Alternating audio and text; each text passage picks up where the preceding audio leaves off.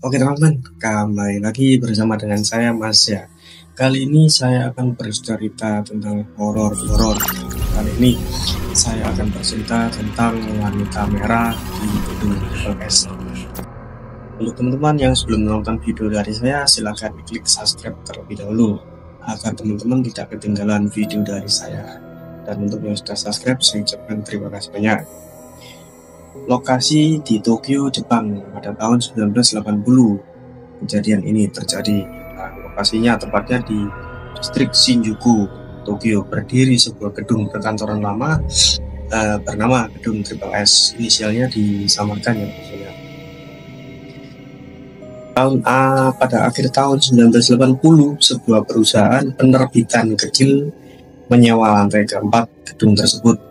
Nah, namun tidak lama setelah pindah, karyawan tersebut melaporkan ada kejadian aneh, dan salah satu karyawan tersebut bernama Yuki menceritakan bahwa setiap malam ia melihat sosok wanita yang mengenakan baju kimono merah berdiri di ujung lorong tak bergerak, menatap ke arahnya. Awalnya dia pikir itu hanya halusinasi sendiri ya teman-teman ya, karena stresnya mungkin capek bekerja seharian gitu.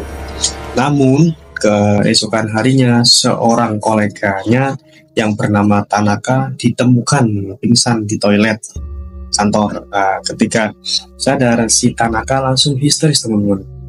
Histeris, beliau mengatakan bahwa saat ia mencuci tangan, ia melihat di cermin ada sosok wanita dengan mata hitam legam berdiri di belakangnya. Tapi ketika ia menoleh, tak ada siapa-siapa teman-teman. Nah, sangat mengerikan, bahkan sangat merinding.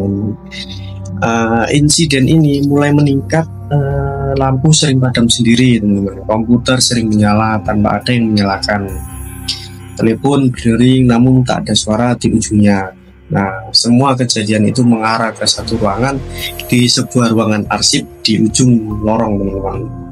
Seorang paranormal akhirnya dipanggil, lalu ia pun pingsan begitu melangkah masuk ke dalam teman-teman. Begitu masuk ke dalam di ruangan arsip, setelah sadar ia mengatakan bahwa tempat itu dulunya adalah bekas kematian seorang wanita yang dibunuh di masa perang dan jasadnya disembunyikan di balik semen seperti itu. Setelah penyelidikan ditemukan tulang belulang manusia di balik dinding ruangan tersebut. Sejak itu akhirnya dikuburkan secara layak teman-teman, dan akhirnya ruangan itu diberkati.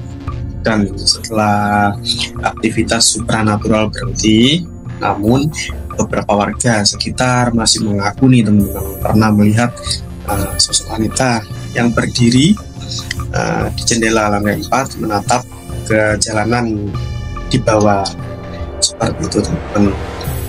Jadi istilahnya kayak kalau kita bilang ya mungkin kayak arwah penasaran ya teman-teman, orang bayangan ya teman-teman. Yes, mungkin sekian teman-teman cerita yang bisa saya sampaikan ke teman-teman. Kalau misalkan saya ada salah penyampaian, salah sikap ataupun apapun yang mungkin teman-teman ngerasa kurang berkenan, saya mohon maaf yang sebesar-besarnya. Terima kasih banyak teman-teman yang sudah menonton video dari saya dari awal hingga akhir.